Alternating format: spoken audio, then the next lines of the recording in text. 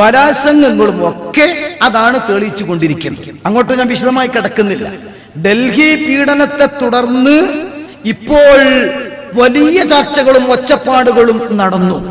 അവസാനം എത്തി നിൽക്കുന്ന പൊസിഷൻ ഏതാണ് എന്ന് എന്റെ ശബ്ദം കേൾക്കുന്ന മനുഷ്യ സുഹൃത്തുക്കൾ മനസ്സിലാക്കാം. മുസ്ലിങ്ങൾ മാത്രമല്ല, പരിശുദ്ധ ഇസ്ലാം പെണ്ണിനെ നിർത്തേണ്ട ഒരു സ്ഥലത്ത് നിർത്തിയിരുന്നു. പക്ഷേ അവിടെ നിന്ന് മാറ്റി ഒരു സമൂഹത്തിന്റെ രണ്ടു ചക്രമാണെന്ന നല്ല പദം പറഞ്ഞ് പല വേദിയിലേക്കും സ്വാതന്ത്ര്യം എന്ന പേരിൽ ഇറക്കി വിട്ടപ്പോൾ അതിന്റെ ഫലം ഇന്ന് സമൂഹം അനുഭവിക്കേണ്ടി വന്നു എന്നതാണ് യാഥാർത്ഥ്യം. പൊതുവെ ഇസ്ലാമിനൊരു തത്വമുണ്ട്. എന്താ പറയുക നിങ്ങൾ?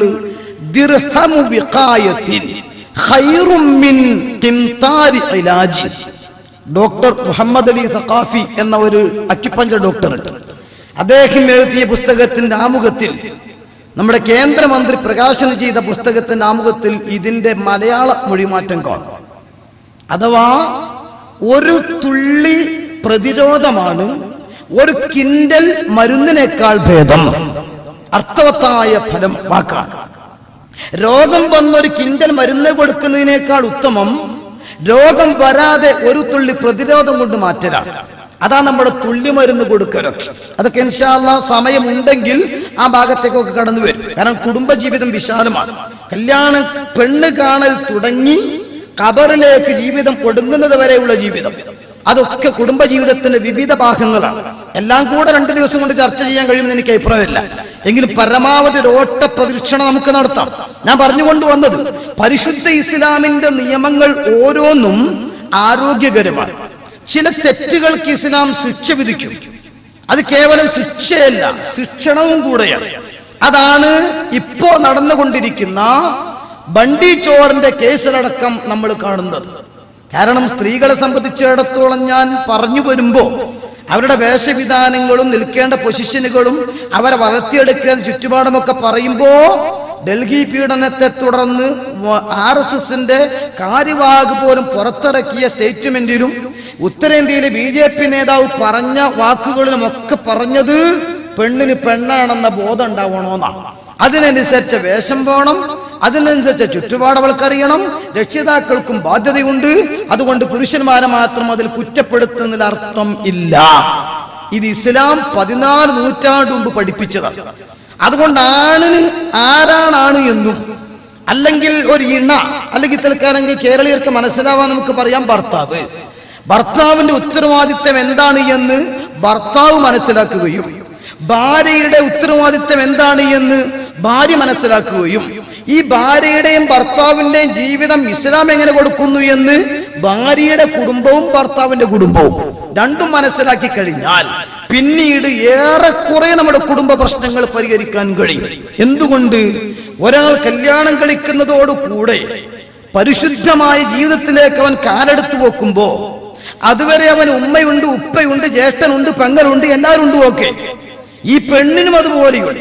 പരസ്പരം അന്യമായി കഴിഞ്ഞിരുന്ന 2 പേർ ഒരൊറ്റ ബന്ധത്തിലൂടെ, വാചകത്തിലൂടെ ഒന്നായി ചേരുമ്പോൾ അവരെ വിശുദ്ധ ഖുർആൻ വിശേഷിപ്പിക്കുന്ന പദപ്രയോഗം എന്റെ ചെറുപ്പക്കാരെ നിങ്ങൾ മനസ്സിലാക്കണം, ഉമ്മമാര് മനസ്സിലാക്കണം, അമ്മായി ഉമ്മമാര് മനസ്സിലാക്കണം, ഭാര്യ ഭർത്താക്കന്മാർ മനസ്സിലാക്കണം.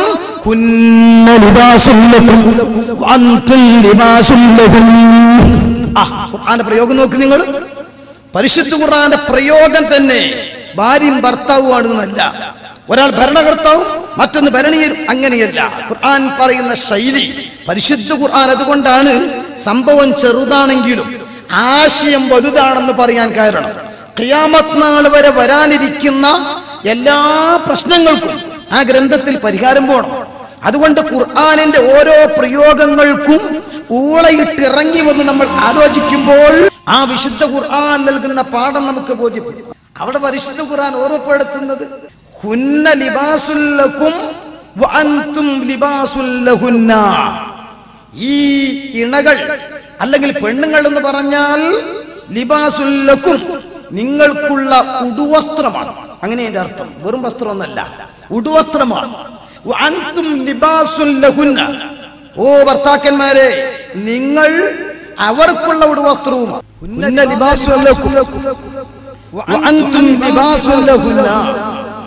നിങ്ങൾ അവർക്കുള്ള ഉടുവസ്ത്രമാണ്, അവർ നിങ്ങൾക്കുള്ള ഉടുവസ്ത്രവുമാണ്. അറബിയിൽ ലിബാസ് എന്നും വസ്ത്രത്തിന് പറയും, സൗബ് എന്നും വസ്ത്രത്തിന് പറയും. അറബി അറിയുന്ന ആളുകൾക്ക് അറിയാം. പക്ഷെ സൗബ് എന്ന് പറഞ്ഞാൽ ടെക്സ്റ്റൈൽസിൽ കൊണ്ടുവന്ന വെച്ച വസ്ത്രത്തിന് സൗബ് എന്ന് പറയും. നമ്മൾ ഇനി റിലീഫ് കൊടുക്കാൻ വേണ്ടി കൊണ്ടുവന്ന് വെച്ച സൗബ് എന്ന് പറയും. അതേസമയം ലിബാസ് എന്ന് പറഞ്ഞാൽ ധരിക്കുന്ന വസ്ത്രം, നാം ധരിച്ച വസ്ത്രം, ഈ വസ്ത്രത്തിനാണ് ലിബാസ് എന്ന് പറയുന്നത്. എങ്കിൽ ഒരു പുരുഷനെ സംബന്ധിച്ചിടത്തോളം അവന്റെ ഭാര്യ അവൻ ഉടുത്തിരിക്കുന്ന വസ്ത്രമാണ്. വസ്ത്രം നഗ്നത മറക്കാൻ ഉപയോഗപ്പെടുത്തണം, വസ്ത്രം ഇബാദത്തിന് ഉപയോഗപ്പെടുത്തണം, വസ്ത്രം ചെളിയിൽ നിന്ന് വൃത്തിയാകാൻ ഉപയോഗപ്പെടുത്തണം, വസ്ത്രം അവന്റെ കാവലായിട്ട് മാറണം, വസ്ത്രം അവന് ഭംഗിയായിട്ട് മാറണം. അതെ, കുന്ന ലിബാസുല്ലക്കും അൻതും ലിബാസുല്ലഹും. ഒരു ഭാര്യയെ സംബന്ധിച്ചിടത്തോളം ഭർത്താവ് ലിബാസാണ്, ഉടുവസ്ത്രമാണ്.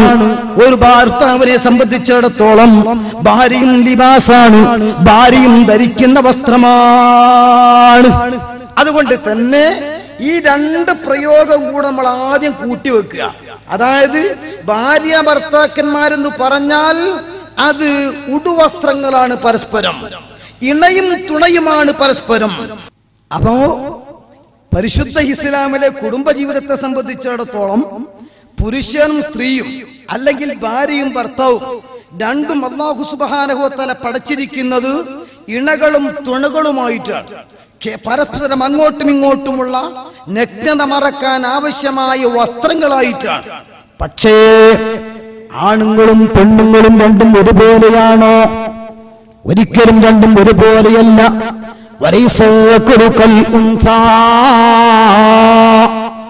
ആണും പെണ്ണും ഒരുപോലെയല്ല, രണ്ടും വ്യത്യസ്തമായ രീതിയിലാണ് അല്ലാഹു സംവിധാനിച്ചിരിക്കുന്നത്. അല്ലാഹു തആല തന്നെ ഔദ്യോഗികമായിട്ടത് പറയുന്നുണ്ട്. വഫി അൻഫുസികും അഫലാ തുബ്സിറൂൻ.